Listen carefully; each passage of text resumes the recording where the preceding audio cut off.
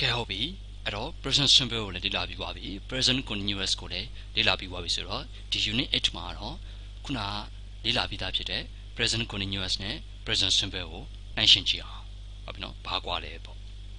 အဲ့တော့ရှင်းရှင်းလေးပြောရအောင်ခုလက်ရှိလုပ်နေတာကိုပြောချင်တယ်ဆိုရင်လက်ရှိလုပ်နေတာလေးကိုပဲပြောချင်တယ်ဆိုရင် present continuous အဲ့တော့လေ့ကျင့်ဖြစ်နေတာကိုပြောချင်တယ်ဆိုရင်အများတန်းပုံမှန်လုပ်နေတာကိုပြောချင်တယ်ဆိုရင် present simple ဒါပဲပေါ့ okay ကဲပုံလေးကြည့်အောင် Jack is watching television Jack ကတဲ့ TV ကြည့်နေတယ်ဟုတ်တယ်လေခုကြည့်နေရလေ okay he's not playing the guitar သူဂီတာတီးနေတာမဟုတ်ဘူးဟုတ်တယ်လေသူခုဂီတာတီးနေတာမဟုတ်ဘူးလေအဲ့တော့ TV ကြည့်နေတယ်ဂီတာတီးနေတာမဟုတ်ဘူးဂီတာတီးနေတာမဟုတ်ဘူးဘာသုံးလဲ present continuous ကိုသုံးတယ်ဘာဖြစ်လို့လဲခုဖြစ်နေတာတော့ပြောချင်တာဟုတ်ကဲဆက်ကြည့်အောင် Jack has a guitar ဟောဒါကြတော့ has present simple ဖြစ်သွားပြီ Jack has a guitar Jack မှာ guitar ရှိတယ်ဟုတ်နော် present simple ဖြစ်သွားပြီနော် he often plays it and he plays very well he often plays it so the guitar ပြောတာပေါ့နော် he often plays the guitar itဆိုတာ his guitar ပြောတာပေါ့နော်သူ guitar ပေါ့ okay he often plays his guitar နော်သူ guitar သူမကြမကြတီးတယ်ဟောလေ့ကျင့်ဖြစ်သွားပြီအဲ့တော့ present simple နဲ့ရေးရတာပေါ့ and he plays very well he plays သူတီးတယ် very အလုံး well ကောင်းစွာနော်သူအလုံးကောင်းစွာတီးတယ်ပြောချင်တာကသူ guitar တီးတာတော်တယ်ဟာဒါသူ့ရဲ့လေ့ကျင့်ပဲနော်ဒါအများအားမှန်နေတဲ့ဟာပဲနော်မနေ့ကလည်းတော်တယ်ဒီနေ့လည်းတော်တယ်နောက်လည်းတော်တယ် okay အဲ့တော့ဘာနဲ့ရေးရမလဲ present simple နဲ့ရေးရတယ်နော် praise နော် praise ဒါလည်း present simple okay အဲ့တော့ Jack plays the guitar နော် Jack က guitar တီးတယ်သူ့မှာ guitar တီးတဲ့လေ့ကျင့်ရှိတယ် guitar တီးတတ်တယ် okay အဲ့တော့ present simple နဲ့ရေးရတယ် okay but he is not playing the guitar now Jack plays the guitar Jack က guitar တီးတဲ့လေ့ကျင့်ရှိတယ် okay but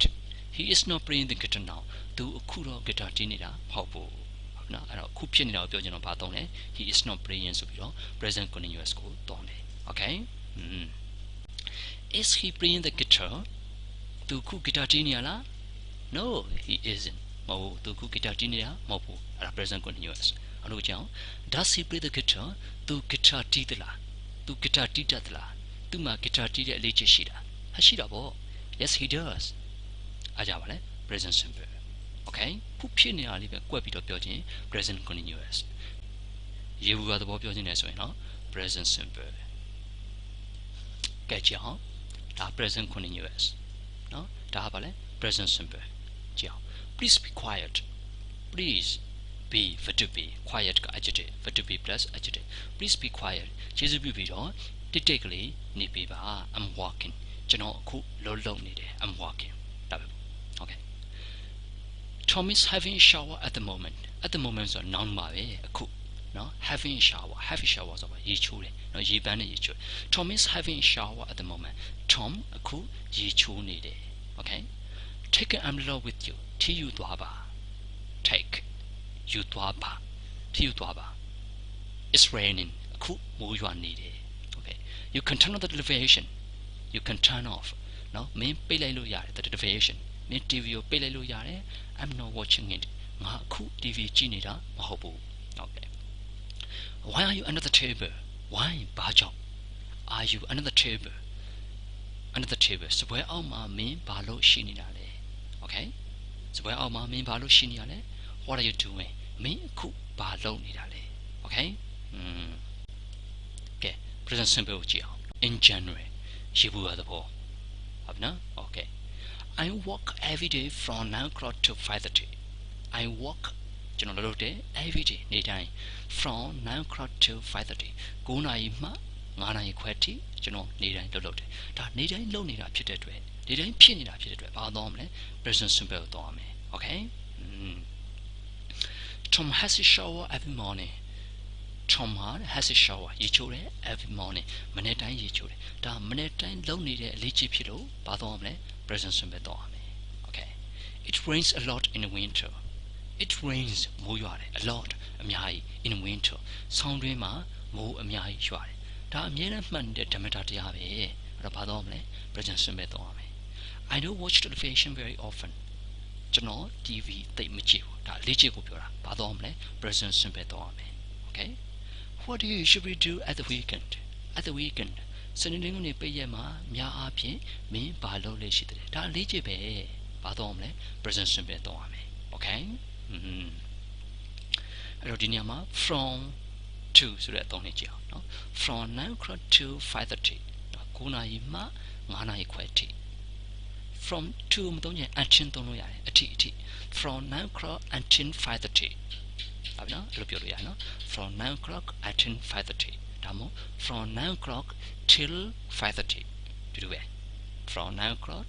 until 5:30 from 9 o'clock till 5:30 ဒီလိုပဲ until နဲ့ till ကတူတူပဲအထိနော်9နာရီမှ9နာရီခွဲတဲ့အထိ okay အဲ့တော့ဒီမှာတစ်ခုသတိထားရမယ်အဲ့ဒါဘာလဲဆိုတော့တချို့ verb တွေကသူ ing ပုံစံနဲ့သူကသုံးလိမ့်မရှိဘူးအရင်ကသုံးနေတယ်နော်မသုံးတဲ့လောက်ပဲဟုတ်ပြီနော်သူ့ present simple ပုံစံနဲ့ပဲသုံးများတယ်နော် ing ပုံစံနဲ့အရင်ကိုသုံးနေတယ်အဲ့ဒါဘယ်လို verb တွေလဲကြည့်အောင်ဒီဇာတ်ခွက်ထဲမှာပြထားတဲ့ verb တွေဒါတွေ ing ပုံစံနဲ့မသုံးနဲ့နော်အရင်သုံးနေတယ် okay သူ့ကို present simple ပုံစံနဲ့ပဲသုံးမယ်ကြည့်အောင် like သဘောကျတယ်